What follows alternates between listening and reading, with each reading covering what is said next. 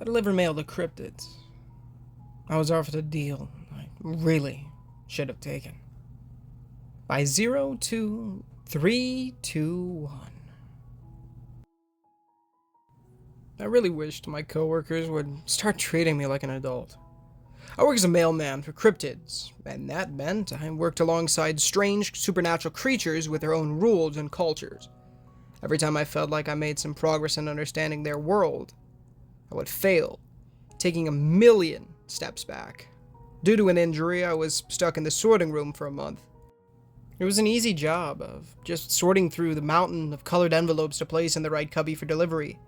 The injury was from cutting off my own arm to save my delivery partner. My work provided me a new one that had its issues. Still, it worked well enough. After all the mistakes I made in the past, I really didn't blame them for never letting me go back out in the field, but I wish the creatures I worked with stopped treating me like a fragile child. Humans are much weaker, that's true. However, I did not like the spider creature of a coworker taking the piles of envelopes from my hands, fearing too many of them was far too heavy for my weak human arms. I was very thankful for not only getting the arm, but keeping my job after my constant mistakes. My coworkers still drooled and treated me like a hunk of meat. At the same time, I think if they could, they would wrap me up in bubble wrap. After a few days, I started to take notice of different creatures in my area. I had a system of sorting to make my job go faster. Still, with their help, I found my area being done before the others. Since I was still on the clock, I went over to assist whoever I could find who would have me. Strangely enough, with everyone working together, we did sort through all of envelopes on a slow day. I'd never seen the back room empty and sorted before. I don't think any of them had either. My suspicions of them seeing me as a weak and needed to be treated with extreme care was confirmed by one of the creatures that could speak my language. She was the one who I gave up my arm in exchange for the safe return of Max, my partner. A very beautiful and very tall woman that joined the postal service for a year to just mess with me. Under her pretty mask was a terrifying creature I never wanted to see again. She dropped by the sorting room and gave my shoulder a playful shove. She thought it was playful, but it could have crushed me if I didn't make it a habit of wearing my magic uniform that protected me from damage every time I left the house. "How's the new arm, tiny baby man?" To my horror, she explained that everyone was now calling me the tiny baby human.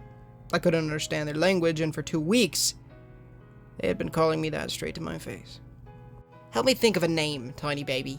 Should I be Belizaz or Bellows? I think you should get out of my area." I gained a bit of confidence in dealing with creatures like her. I found a broom and shoved her away so I could keep sorting. I heard she had been trying to decide on a human name for 2 weeks. The creatures I worked with had their common name, and then a name humans could pronounce. Most went without a human name because they never needed to speak with one aside from eating them. So when they needed one, they would either pick a random name or a word that described their main quality. Some, like this annoying woman trying to delay my work, just made up a name they liked the sound of. By some miracle, I received a message that I was needed for a delivery job. I really didn't think it was best to put me out in the field again, but I was dying of embarrassment in the sorting room. I received the message at the start of my sorting shift, so I went to the meeting room instead. The postal company could create rooms that looked like empty office spaces whenever they needed in order to have a receptionist pass off the job to the ones delivering it. They were called zero rooms. They could create a doorway to anywhere on the planet to drop the ones doing the job close by the area where they needed to be. I was always a bit annoyed that at the end of the jobs I was never dropped off close by my apartment. I was always a few blocks away. I bet they could drop me right in front of my place after a long day. I never brought it up, fearing I would be walking a bit more on the way home the next job. The receptionists all looked the same. I was trying to keep track of them by slight hairstyle differences and gum preferences. I thought one of them was named Slian, but I wasn't sure. They all outright refused to answer any personal questions when I had a moment to ask. When I entered the room, I was tackled to the ground by my partner. We hadn't seen each other since I lost my arm. Max was a very high-spirited person, but I heard when he was feeling down, it was a difficult task cheering him up again. I had no idea how he was doing since we last worked together. I let him rant in his language and hug me so tight I thought I would break in half. Realizing he could be hurting me, Max lifted me back onto my feet. Let me eat a leg so we're never separated again. Max was holding my shoulders, his nose a few inches away from mine. He spoke in such a low tone and with an intense look. I knew his request was not even remotely close to a joke. I needed to think of something, or else my partner was going to rip my leg off and eat it. Maybe my pinky toe, when I'm emotionally ready to give it up. An unbelievably long and intense moment passed between us as his bright yellow eyes stared into mine. I really didn't think I was going to get out of that room in one piece. Finally, Max smiled and let go of my shoulders, looking like he accepted my offer. His teeth were a sharp reminder that if he wanted to, he could rip my leg off with no issue. We went over to the receptionist, ready to receive our job details after I gave her some gum I stashed away in my jacket pocket for her. She placed a small package on the table and to my shock, gave a look of utter disgust towards it. She barely even looked up at me any time we walked to her. I'd never seen so much emotion on her face before. You need to deliver this to Trin in the maze. She pushed the package toward me, trying to touch it as little as possible. Normally, we would call our clients Miss, Mr., or Honored. I'd never heard of a creature not having that respect given to them before. Max always scooped up the packages before I could move. This time, he didn't make any motions to touch it. His face was twisted in the same kind of disgust, like a child who is being forced to eat some bitter vegetables. Is this Trin that bad? I asked as I grabbed the package to put away in my pocket. Well... They both started at once, trying to think of the right words. She's... difficult, Max said finally after thinking. She really likes humans, so you'll have no issues with her. Every time I was told an easy job was going to happen, I ended up in a horrible mess. I prayed this would actually be an easy, quick delivery. I wanted one job to go smoothly. Maybe if I could deal with a creature none of them wanted to be around, I would get some credit back on my name. Max dragged his feet to the exit. I didn't think he had it in him to be so down. He always shared the same energetic happiness of the dog he shared some physical features of. Because of my very bad first experience in the maze, I should be the one dragging my feet. I opened the door expecting to see the same sight the last time I entered the horrible place, but to another surprise, I didn't see the inside of a building beyond the door. The door opened to a field of golden corn instead. A warm breeze pushed through, and I watched clouds drift by on an orange sunset. It was the nicest place we ever arrived in. I knew the maze changed every time someone entered it, but I wasn't expecting 10 feet tall corn as far as the eye can see. Seeing such a nice sight made me think we really was going to have an easy job. Then Max started to sneeze behind me. He just wouldn't stop. His eyes started to water and he backed away from the door, nearly tripping over his own paws. I can't, he sputtered between sneezing. I knew his sense of smell was better than mine. I wondered what about this field bothered his senses so much. I'm allergic. You have to go alone. It was a wonder he got the words out between his sudden sneezing fit. It looked like he was suffering from the door just being open. There was no way he could do this job with me. But I couldn't go alone. No one went alone. It was just proven that it's safer to go in pairs, easy job or not. After all, I lost an arm and we had done the easiest job the postal company had. I can't. Something might... I started, but Max pushed me forward through the door. No one else will work with you. That fact hurt a little. Let me get something for my allergies. I'll come after you in an hour. Without letting me protest, Max closed the door on me. It remained an office door just in the middle of a cornfield. I knew it was still unlocked, and I could go back through it if I wanted. Still, Max had faith I would be fine. Most jobs we just sat and waited for our client to show up to pick up their mail. An hour on my own should be fine. I turned away from the door, finding a trail in the corn, and started to walk. I just needed to keep telling myself I would be fine. For the first time ever, I didn't need to wait on a client. Of course, the one time I wanted it to be the case, they were waiting for me to arrive. Our clients could literally take any form. Some been so mind-numbingly terrifying, I couldn't even look at them when Max made them sign for their delivery. It's impossible to know what you are going to meet, and could only hope for something you could handle.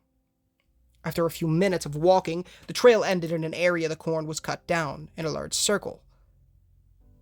A large, comfortable chair sat in the middle and the client beside it. The sun hadn't set yet. The entire area was still bathed in the orange golden light. I almost didn't notice Trin at first. She was a simple creature, and yet still very unnerving to look at. A faceless mask floated beside the chair with a cloth so sheer it was nearly transparent draped over it. When the wind fluttered, the cloth looked like it was pressing against an invisible woman's body. Seeing a blank white mask looking over in my direction triggered my body into flight mode. I'd seen more awful creatures before. I couldn't explain why that mask got under my skin in the way it did. I just wanted to drop the package and book it out of there.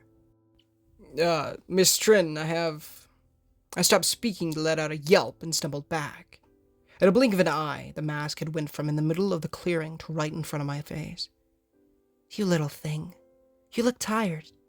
Such a hard job. Here, have a rest. The cloth fluttered as I saw a shape of a hand taking me by my arm.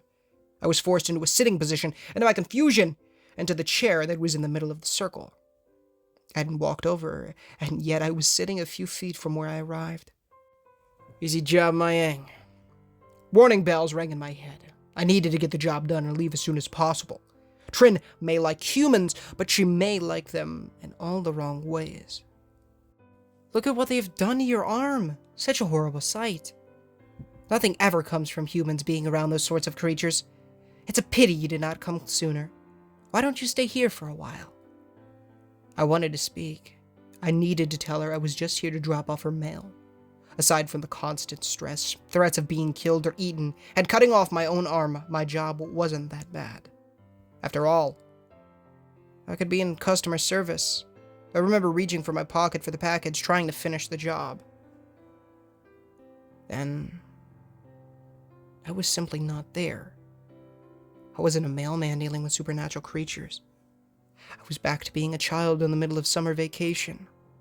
I didn't know about any scary things that went bump in the night. My only fears are the fact summer may end someday, and I would be forced back into school. I heard a voice calling me inside, away from my pretend adventures for lunch.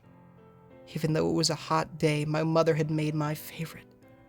A grilled cheese sandwich with a silly, smiling face made of ketchup. I happily ate my lunch, not a care in the world. It was only when I looked over at my mother when I snapped out of whatever dream I entered in. I couldn't see her face. That was because she had been gone for so many years. With a pained yelp, I shot out of my chair.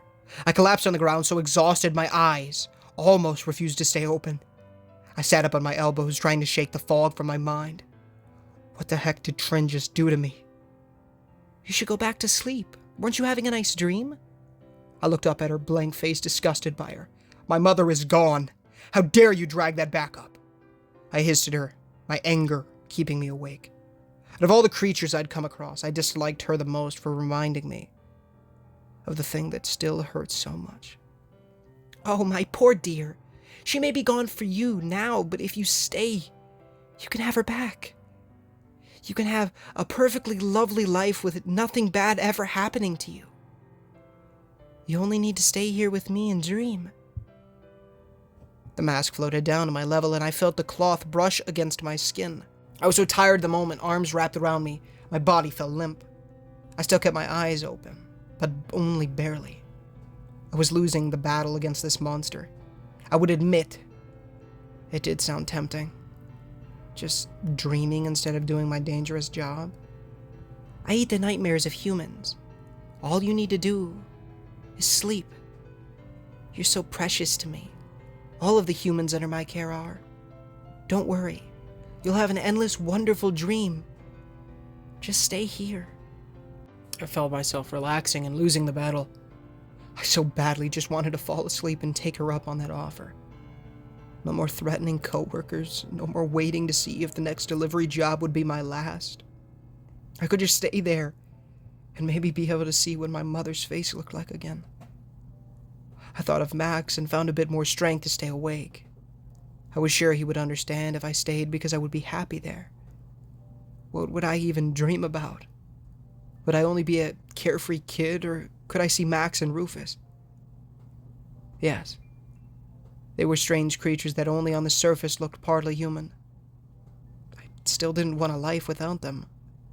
Rufus nearly died for me, and Max looked so worried after not seeing each other for a month. We'd become friends. Who cares if we were different species? I felt Trin bristle at my sleepy question. No.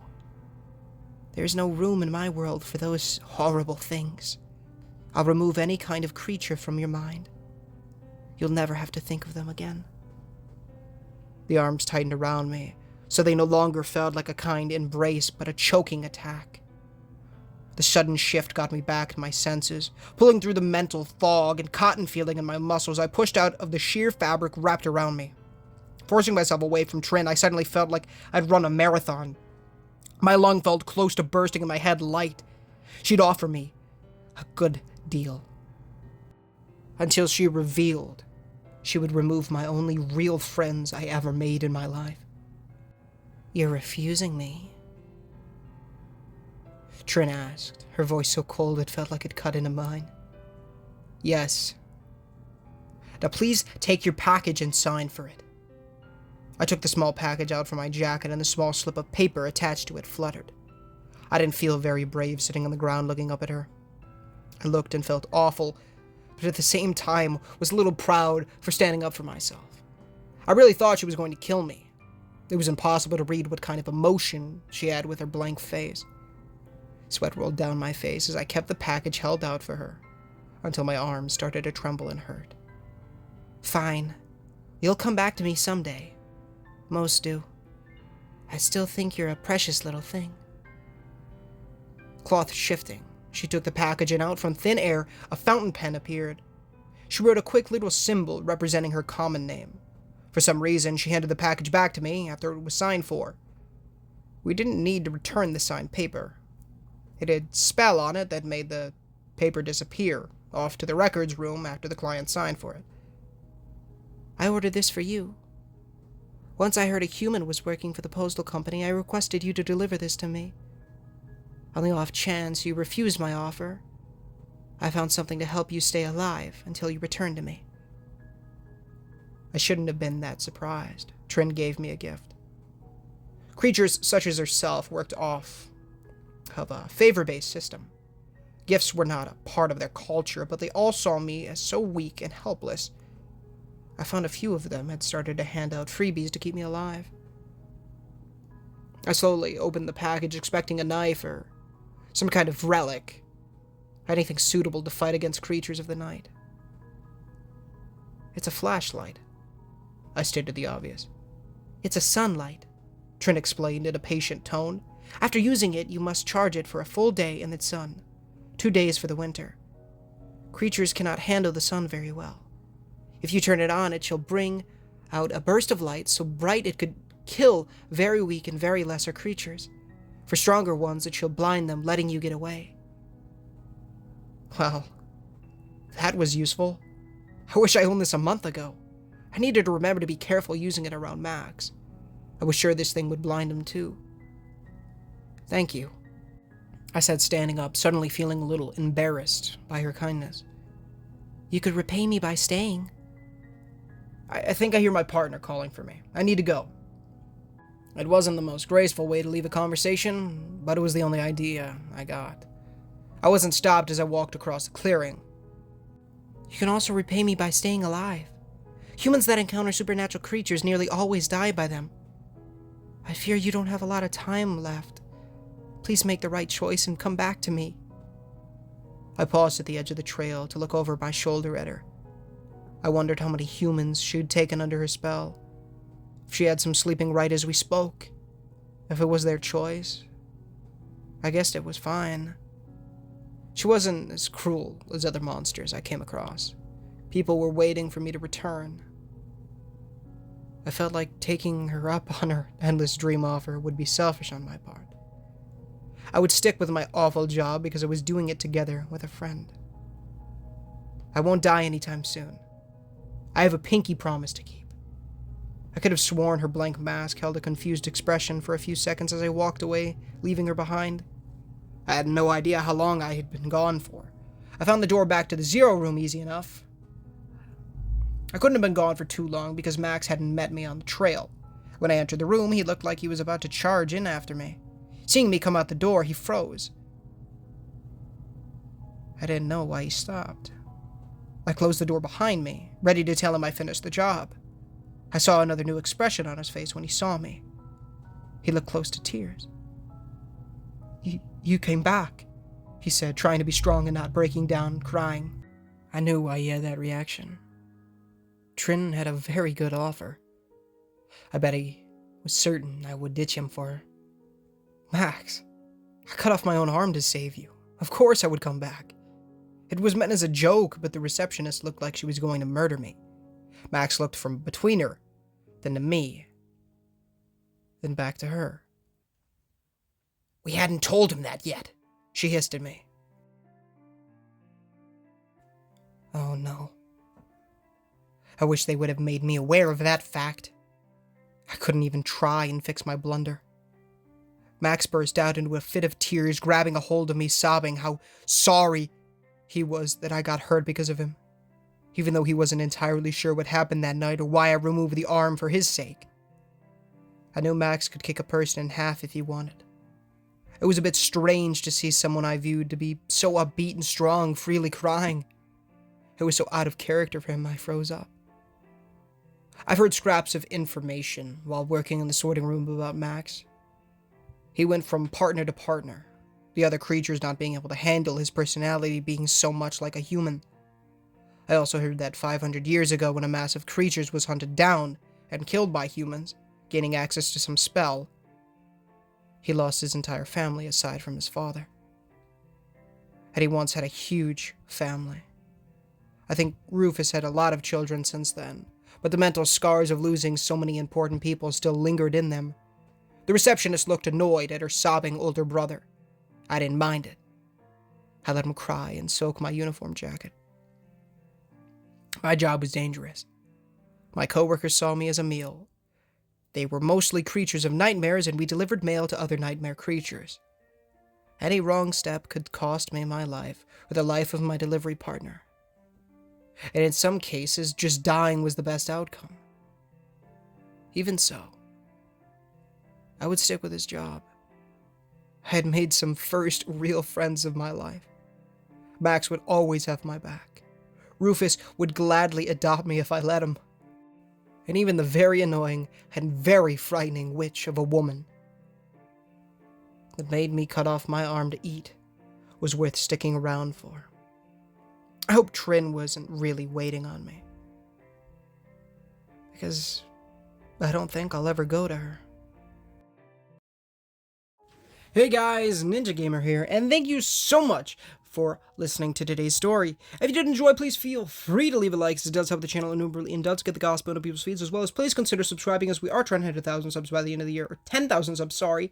It would be a massive blessing for the Lord if you guys did so. Of course, $1 million question, description, pinned comment on screen right now. Please read it. It will be the best decision you ever make. Teach you how to go to heaven by teach you about repenting of your sins and trusting in the good Lord Jesus Christ with every man's soul in strength, as well as building that relationship with the Lord by reading the Holy Bible daily, pray daily, and evangelize to people. Almost done reading the Bible for the second time. Got 3 more chapters in Revelation. Praise the Lord. That's great stuff. Also, side note here, this message, the $1 million question, is intended for you, the viewer. It has nothing to do with the author nor the story itself. So just keep that in mind. Also, join the Discord. It's in the description. Stay tuned for any streams we do. I haven't streamed in like a week. I apologize. I've been watching a lot of Breaking Bad recently, because it's great, and I like watching Breaking Bad, you know. Please go give the author some love. 02321. Go give him some love in the description. His original story link and his Reddit page are down there as well. Also, go give Muse some love. He does all the amazing music for these videos and his YouTube channel, as well as all the songs that you hear including the one playing right now, which should be Lost World, are in the description as well. So go check those out. I love them. I listen to them in my spare time. They're that freaking good. So yeah. Of course. What am I thinking? Ah, yes. My brother's YouTube channel. If you guys are interested in plush videos, they have a plush channel. They're actually posting daily in 2024, which is awesome. So go check them out. I make quite a few cameo appearances in there. So if you want to see me in something other than gaming and horror stories, by all means, go check it out. And I would be very, very much appreciative if you guys did so. Yeah. As always, any sound effects that are in these stories are also down in the description. There are none for this story, but just for future reference. Without further ado, though, guys, I am going to bid you adieu, and I'll see you later. I'll see y'all later. Because I want to get this bad boy out. Much shorter story from yesterday, but that is all good. This one was good. I liked Trin. Very cool woman. Woman. Very cool woman. Very awesome. So it was a good story. I liked it. Poor Max. Hope he is alrighty. After hearing the very unfortunate news that Big Man, I believe his name is Toby, the main character, Big Man Toby, lost his arm to save him. But yeah, that's alright. I love you guys. Thank you so much for watching. And then, of course, stay tuned for new content. Horror stories, platinum videos, all that good stuff. If you have any recommendations for anything, hit me up on Discord. I'll definitely see it. I love you guys. God bless you, and I will talk to y'all later. But until next time, guys, this is Ninja Gamer, signing off.